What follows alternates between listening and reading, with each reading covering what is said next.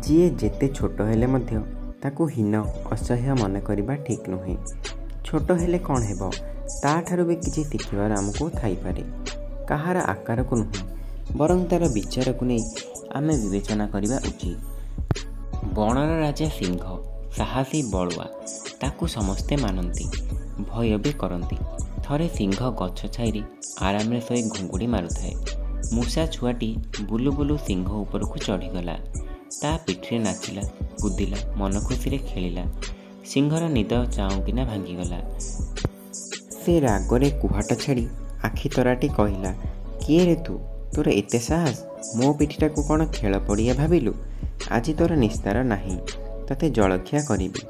ମୂଷା ଡରରେ ଛାନିଆ ହୋଇ ପଡ଼ିଲା। କାନ୍ଦି କାନ୍ଦି ହାତ ଯୋଡ଼ି ନେହୁରା ହୋଇ କହିଲା, ତମେ କେତେ ବଡ଼ ରାଜା ପରିକା, ମୁଁ ତ ଏତେ ଛୋଟ। ମୋତେ ଖାଇଲେ ତମ ପେଟ ପୁରିବନି, ମୁଁ ତମର କଳେ ବି ହେବିନି। ମୋତେ ଛାଡ଼ିଦିଅ, ଦିନେ ନା ଦିନେ ମୁଁ ତୁମର ଉପକାର କରିବି।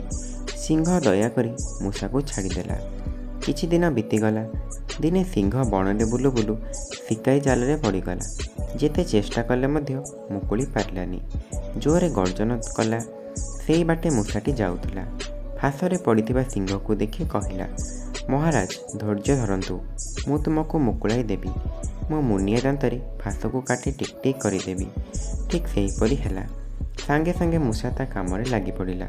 ସିଂହ ମୁକୁଳି ହାଇ ମାରି ଅଳସ ଛାଡ଼ିଲା। ମୂଷାକୁ ପିଠିରେ ବସାଇ ବଣଯାକ ବୁଲିଲା।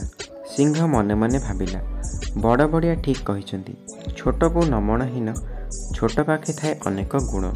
ଛୋଟ ସାପର ବି ବହୁତ ବିଷ ଥାଏ, ଆମେ ତାକୁ ଖାମଖିଆଲି ଭାବନ୍ତି।